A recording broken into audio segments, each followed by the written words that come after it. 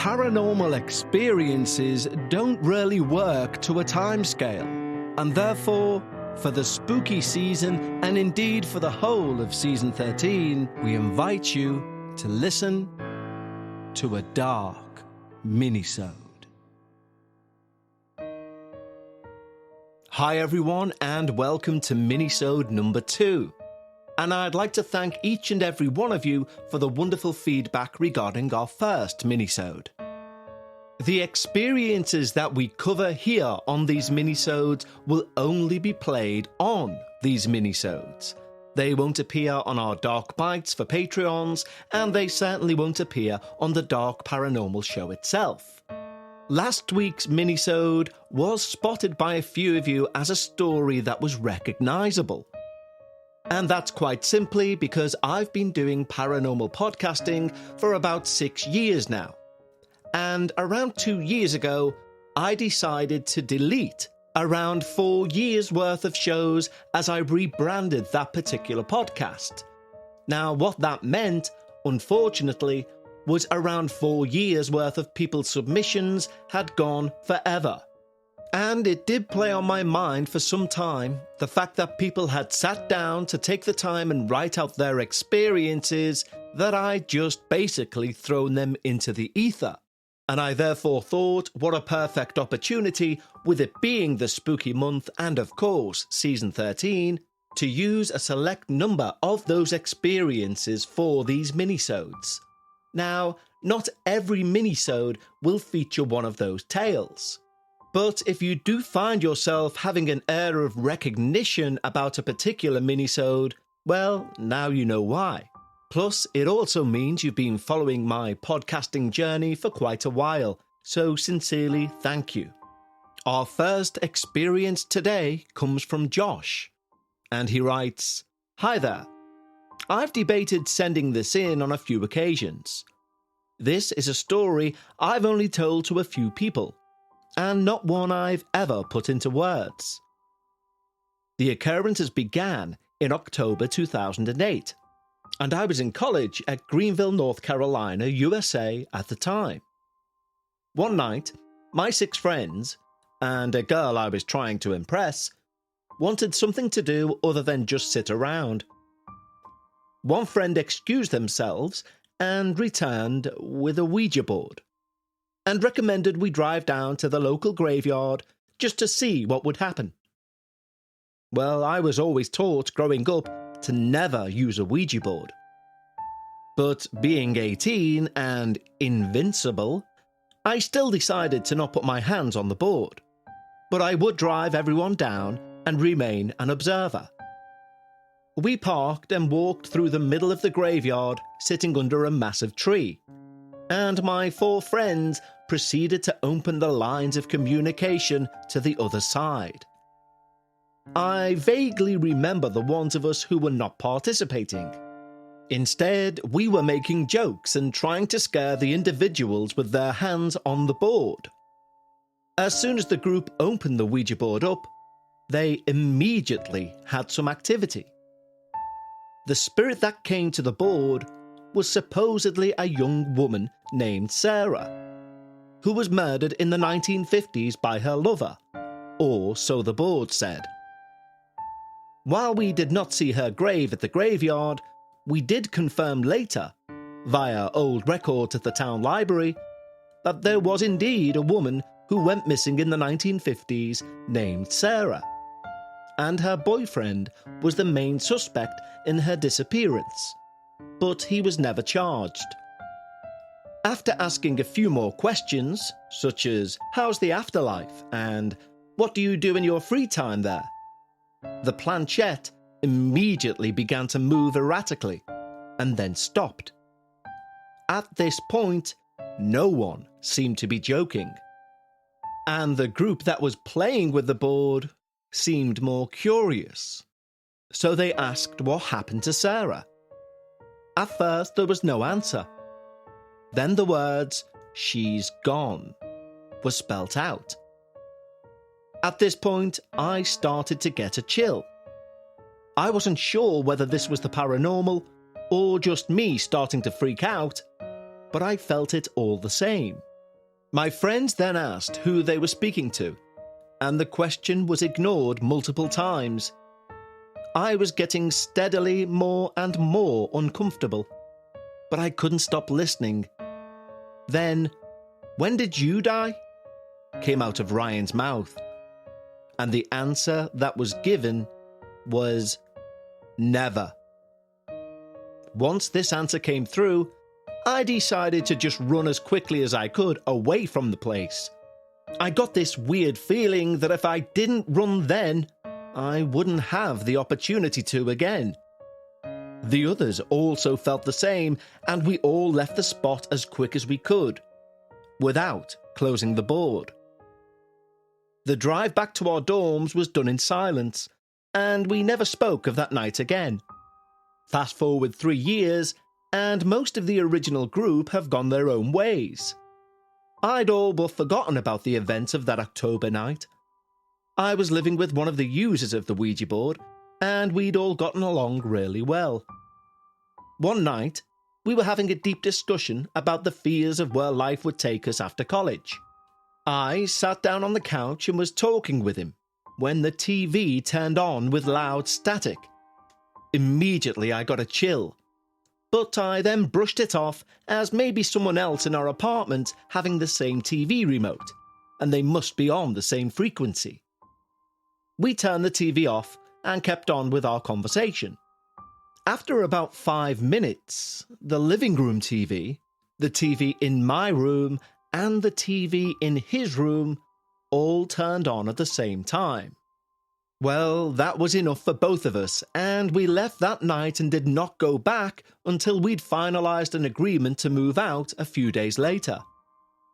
Since that night, I've experienced weird occurrences, such as cabinets opening and closing by themselves, footsteps that always seem to end at my bedroom door, and random laughing.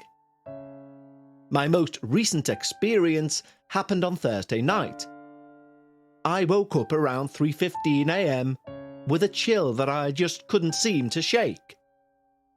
In closing, I just want to say that there may be some listening that don't believe my tale, and that's fine. I know what I've seen and what I've experienced, and I'm not here to advocate for anything other than to finally share my experience that I deem mysterious and terrifying. From Josh.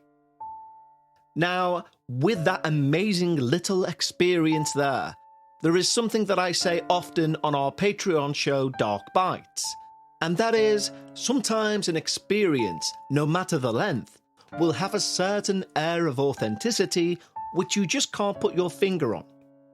But it's within the cadence, it's within how the experience is explained, or, such as in this case, in how the email is signed off, which for me gives it this air of authenticity. It's how Josh phrases it at the end of the email which for me solidifies the authenticity of the story. And that is, I'm not here to advocate for the paranormal, I don't care if you believe me, I'm just submitting my terrifying experience. Any paranormal podcaster such as myself who deals with listener experiences all very quickly realise when someone is either trying to pull your leg or trying to do a creative writing exercise. And just as quickly as you learn to spot these manufactured stories, you also learn to notice what is genuine. They leap off the screen at you and send a chill down your spine, and they can be as small as one single paragraph. So once more, thank you Josh for your submission. Now let's move on to our final experience for today's minisode. I'm from small town Louisiana, USA. Louisiana is inundated with ghost stories, and I love going on tours and staying in haunted places. But I've never really experienced anything, until a few years ago that is, when I had 2 things happen. The first is when I took a few college friends over to New Orleans to experience the culture and the atmosphere. We chose an older hotel to stay in because, well, we were broke. We were college kids. That night, we went on a ghost tour, and the tour stopped in front of our hotel. Then the tour guide started talking about the ghost on the second floor, room 208. Well, we were staying in room 206. Some of my friends were freaked out, but I didn't really think much of it as Louisiana is haunted. Check out Myrtle's Plantation in St. Francisville, or just about any other place in New Orleans. That night, after getting knackered on the streets, the 5 of us went back to the hotel. We only had 2 beds, so one of my friends had to sleep on a pallet on the floor. The hotel had no windows, so when the lights were out, it was pitch black. The bathroom also had a very weird bathroom door that was slatted, so you could see if someone was in it. And we left the light on to give a little light. That night, I was awoken by footsteps in the room. Not being able to see much, I assumed it was one of my friends. I decided, since I was awake, that I would use the restroom. But when I got to the door, it was closed, and I could tell there was a large figure in the bathroom. My friend, who was sleeping on the floor, was a large guy, so I assumed it was him. I waited a few seconds for him to finish, but he never came out, so I decided just to go back to bed. As I'm walking back to bed, I look to the pallet on the floor and notice my large friend is asleep on the floor, and not in the bathroom. I freeze where I am. I'm too afraid to turn around, but notice that it's gotten very cold. I decided I'd slowly go back to bed and just hide under the covers, and I didn't get much sleep that night. The next morning, another friend that was sleeping in the opposite bed mentioned that he'd also gotten up to go to the bathroom and noticed a large figure in there, thinking also it was our friend. But our friend on the floor said he never got up once that night. And when I told him my story, we all just looked at each other in silence. We checked out early that morning. My other story happened about 2 years later. My brother and sister-in-law had recently moved into a new house. They had 2 young children, Jax, who was 3, and Willow, who was 1, almost 2. I was at their house all the time, just to play with the kids. One evening, my sister-in-law and I were sitting in the living room, talking away when the rocking chair started rocking on its own. Nothing dramatic and fast, just slow and steady rocking. We both just stared in shock. I went over to see if there was a draft or any air conditioning maybe blowing on it. But since it was in the corner of the room, there was nothing. As we're looking at it, the chair stops rocking. Now, I'm completely freaked out, but I try to rationalize it. The next night, we're again in the living room, and again the chair starts rocking. Then we catch laughter on Willow's baby monitor. Believe me, there is nothing creepier than hearing children's laughter over a baby monitor. We go to check on her, and she's standing up in her crib, facing the back wall, laughing. She's laughing and reaching out to something that is in the back corner. She doesn't even notice we've walked in the room. All of a sudden, she stops laughing and quietly lays back down in her crib. This happened every night for a week. My sister-in-law decided she would reach out to the previous owners who happened to be friends, and they told her about when they lived there, doors used to open and close of their own accord, and they would hear creaks all over the house. But they didn't want to mention anything when they sold the house in case it was all in their heads. Thanks, friend. Over the next month, we notice that both kids talk, laugh, point, and play with something on the back wall of the nursery. My brother and sister-in-law decide they're going to change rooms, with them moving into the supposed haunted nursery. But everything stopped. They've never had any issues, and the kids have stopped talking to this ghost. They still live in the house, and sometimes I get the feeling of being watched, and I've seen doors open of their own accord. But since nothing bad has happened, we all just live with it. My sister-in-law and I believe it's just a maternal ghost that loves children. And that comes to us from Hayley. Now, perhaps I'm just a scaredy cat, but even if I thought a ghost within my house had good intentions, I'm pretty confident I'd make sure I'd done everything within my power to ensure that spirit no longer remained at my house.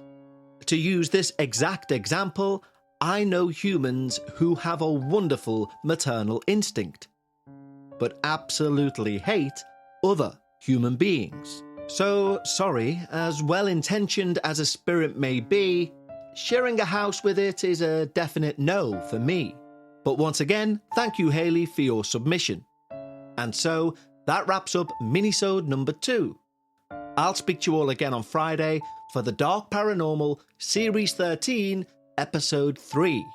Until then, take care.